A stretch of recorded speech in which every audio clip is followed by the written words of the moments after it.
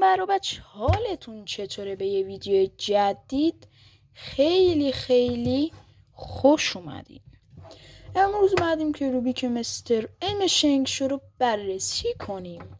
یه روبیک کاملا اقتصادی و خیلی خوب. پس اگه از این سبک ویدیوها خوشتون میاد تا آخر این ویدیو با من همراه باشید. لایک و کامنت و سابسکرایب یادتون نره.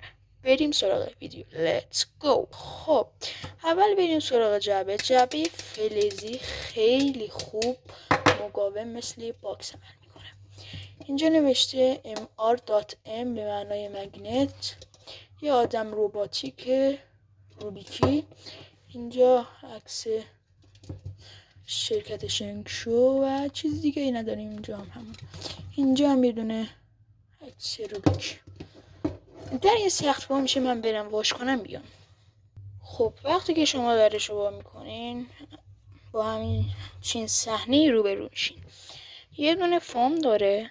اینو بذارید درش هم که بذارید خود روبیک، یه دونه پایه، یه دونه بروشور، چیز دیگه ای نداره. بقیه‌تون هم فومه برای سالم نگه داشتن روبیک. خیلی مقاومه.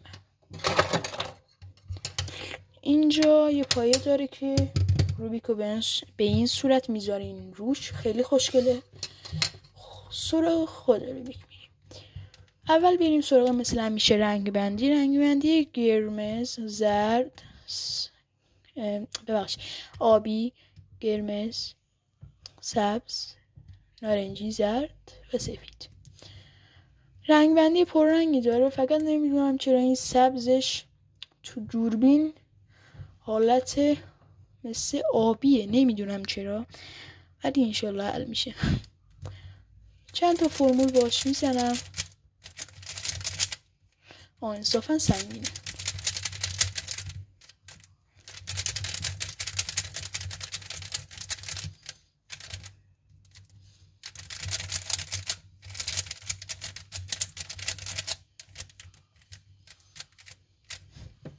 خب آقا انصافا سنگینه. آقای مصلحت‌جو میگه درسته سنگینه ولی سنگینیش دیده نمیشه، ولی به نظر من نه سنگینه، کاملا حس میشه.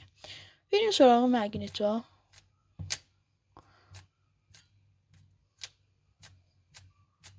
نگه میداره تو حل حس میشه مگنتا. چرخش لایه ها یه دونه آروم میزنم ببینم چند دور میچرخه.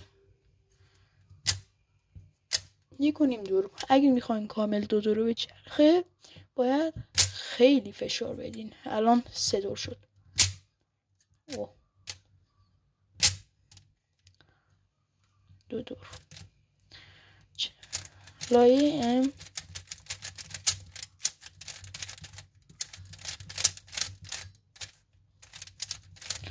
این روبیک لوپ زده شده بهش، تنظیمم شده. خب حالا چند تا میگم. من زاویه اینطوری وای میستم که راحت تر باشم تو حل. خب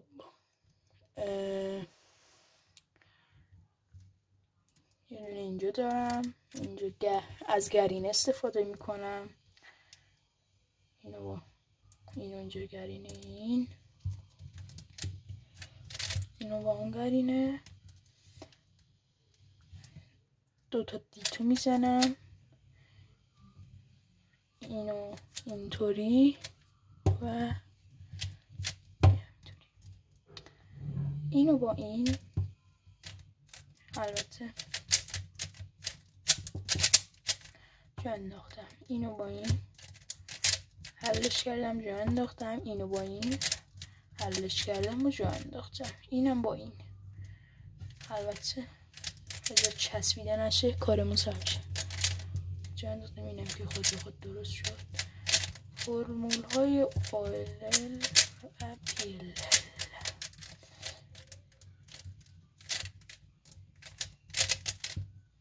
حل شد.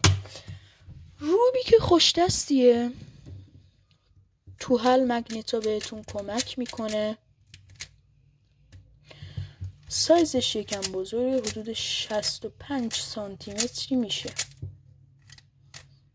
حدود اونقدر 65 سانتی متر، 61 62، ولی سنگینه. این یه دونه از بدیاشه، خیلی سنگینه، حدود هلوش 80 کیلو میشه. شنگشو اومده ببینیم براش از مگنت های خیلی سنگین استفاده کرده. چرا اینطوری شد؟ دیده میشه؟ آره الان بهتر شد. اینطوری. خب و اینجا رو نشون بدم که تو طراحیاش اصلا از چیز خاصی استفاده نکرده، از طراح خاصی مثل پوستماری و مثلا ببینید ساده خیلی ساده و همین خیلی روبیک ساده ایه. حالا ما میذاریم سر جاش. من به این روبیک از 10 میدم 7. حالا چون یکم هم استفاده شده دیگه دووم نمیاره، ولی بازم خوبه، ازش خوشم اومد، روبیک خوبیه. حالا اگه خواستین یه مقایسه ای هم با مایو میدان میریم، حتما تو کامنت ها برام بنویسید. ممنون که تا آخر این ویدیو با من همراه بودید. لایک و کامنت و ساب یادتون نره مثل همیشه. تا ویدیوهای بعدی، خدا نگهدار.